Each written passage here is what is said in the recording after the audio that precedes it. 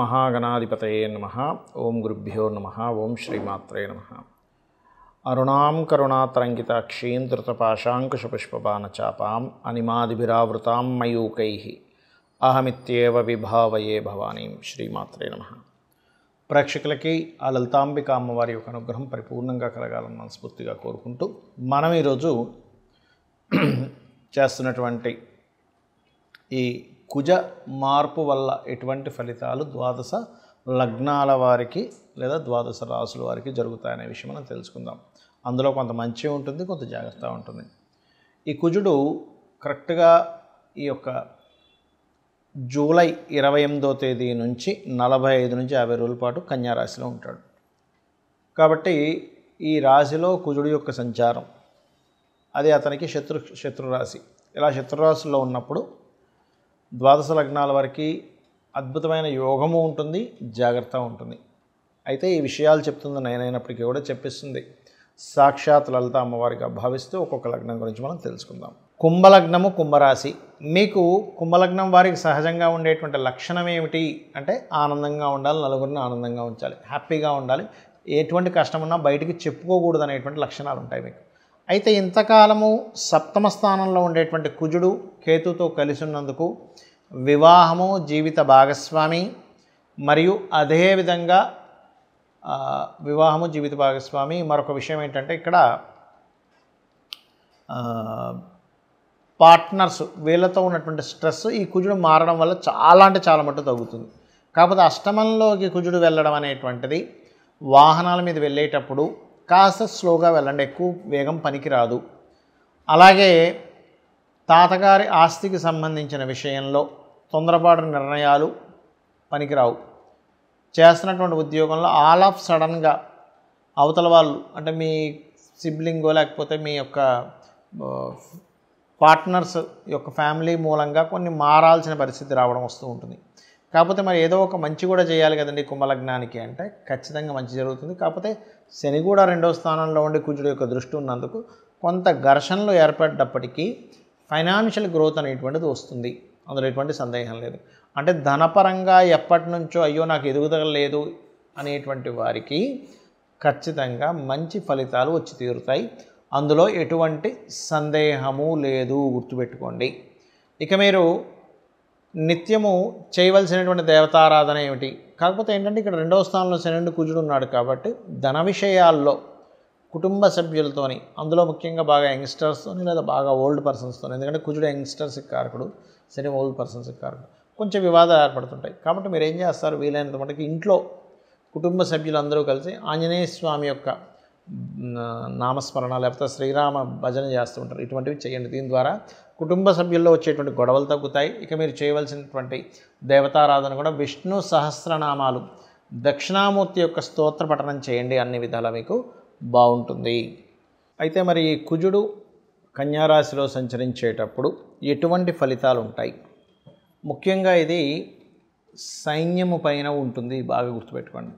అంటే మన ఆర్మీ ఏదైతే ఉంటుందో, నేవీ ఏదైతే ఉంటుందో, అదేవిధంగా ఎయిర్ ఫోర్స్ డిపార్ట్మెంట్ ఏదైతే ఉంటుందో వారి విషయంలో లేదా సెక్యూరిటీ రిలేటెడ్ డిపార్ట్మెంట్ రిలేటెడ్ అటువంటి వారికి కాస్త ఛాలెంజింగ్గా ఉండేటువంటివి, సడన్గా వాళ్ళ మీద ఏదైనా అటాక్స్ జరగడము, లేనట్లయితే వాళ్ళు బాగా తిరుగుబాటు చేయడము, అంటే ఆర్మీ, పోలీసు ఏదైనా ఈ వెపన్స్ పట్టుకొని అటాక్ చేసేటువంటి వారివి ఇలాంటి సంఘటనలు ఎక్కువగా ఉంటాయి మన యొక్క ఈ కుజుడు కన్యారాశిలో సంచరిస్తుండడం వల్ల.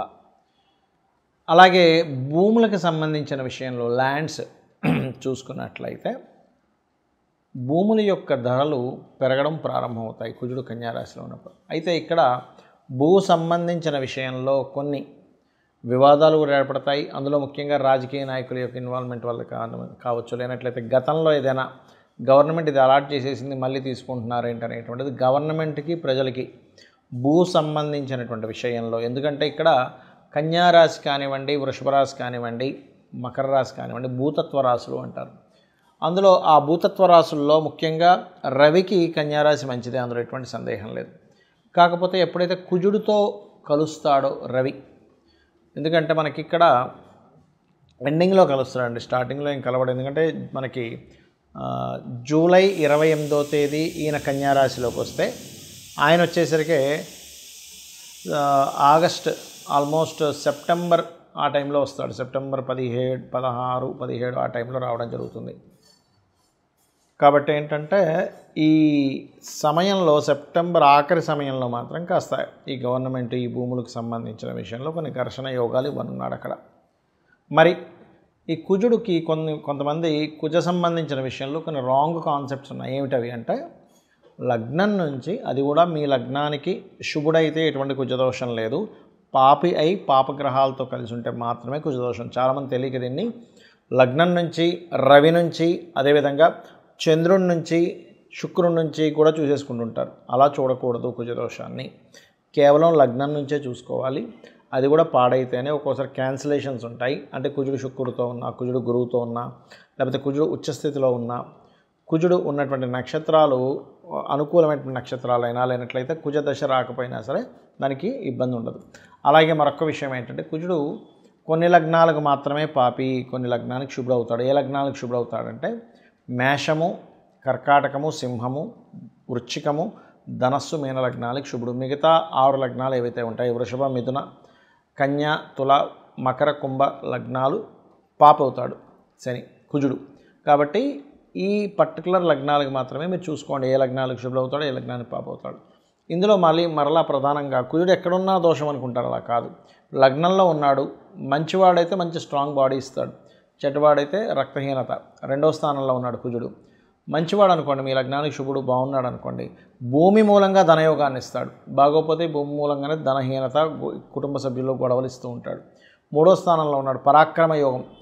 బాగుంటే, బాగోపోతే మీరు ఏం మాట్లాడినా గొడవలు అవుతూ ఉంటాయి. 4వ స్థానంలో బాగుంటే భూములు అద్భుతంగా సంపాదిస్తారు, కానీ బాగోపోతే భూములు పోగొట్టుకోవడం జరుగుతూ ఉంటుంది, భూములు ఎవరైనా కబ్జా చేయడం జరుగుతుంటుంది. అంటే ఇక్కడ ఏంటి, కుజుడు బాగున్నాడా బాగోలేడా, పాపి శుభుడు ఒక ఎత్తు అయితే బాగున్నాడా బాగోలేడా అనేటువంటి దాన్ని చూసుకోవాలి. పంచమంలో ఉంటే సంతానం వల్లే వీళ్ళకి భూములు రావడం, సంతానం చాలా స్ట్రాంగ్గా ఉండడం జరుగుతుంది. అదే పంచమం పాడైతే అబార్షన్స్, మిస్క్యారేజ్ జరుగుతూ ఉంటాయి. 6లో ఉంటే శత్రువుపై జయం ఉంటుంది. అదే 6లో ఉండి పాడైతే మాత్రం శత్రువులు ఎక్కువ అవుతూ ఉంటారు. 7వ స్థానంలో ఉంటే మాత్రమే వివాహ సంబంధించిన విషయం మీద, జీవిత భాగస్వామి యొక్క ప్రవర్తన మీద కోపంగా ఉండడం, ఇట్లాంటివి జరుగుతూ ఉంటాయి. బాగుంటే మరలా వాళ్ళు వచ్చినప్పటి నుంచి వీళ్ళ భూములు కూడా పెరుగుతాయి. అష్టమంలో కనుక కుజుంటే అది పాడైతే యాక్సిడెంట్స్, పాడవకపోతే తాతగారు ఆస్తి రావడం జరుగుతుంది. 9వ స్థానంలో కనుక మీకు కుజుడు ఉన్నట్లయితే, ఇక్కడ 9వ స్థానం అనేటువంటి తండ్రి స్థానం కాబట్టి ఏదైనా అంటే తండ్రి ద్వారా బాగుంటే తండ్రి ద్వారా ధనము, తండ్రి యొక్క శక్తి మీరు పొందుతారు. అంటే తండ్రే మీకు సపోర్ట్ అవుతారు. లేనట్లయితే తండ్రితో గొడవలు ఉంటాయి. అదేవిధంగా లక్ష్మీ నరసింహస్వామి ఆరాధన ఇలాంటివి చేయడం వల్ల కూడా బాగుంటుంది 9లో కుజుడు ఉన్నప్పుడు. 10వ స్థానంలో కుజుంటే లీడర్ అవుతారు బాగుంటే కనుక. బాగోపోతే కనుక అదే కంపెనీలో, అదే జాబ్లో వాళ్ళకి ఇబ్బందులు వస్తూ ఉంటాయి. 11లో ఉంటే రియల్ ఎస్టేట్, భూములు, మిషనరీస్ వల్ల లాభాలు ఉంటాయి. బాగోపోతే వాటికి రావాల్సిన లాభాలు ఆగిపోతూ ఉంటాయి.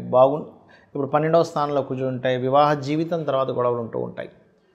అలాగే ఇన్వెస్ట్మెంట్ చేసేటప్పుడు కాస్త చూసుకొని చేయాలి. బాగుంటే భూమి మీద ఇన్వెస్ట్మెంట్ చేయడం వల్ల కోట్లకు కలిసి వస్తుంది, బాగోపోతే ఆ ఇన్వెస్ట్మెంట్ స్ట్రక్ అవుతాయి. కాబట్టి ఇక్కడ ఏంటి మీరు చూసుకోవాల్సింది, అసలు మీ లగ్నానికి కుజుడు శుభుడా కాదా, పాయింట్ నెంబర్ 1.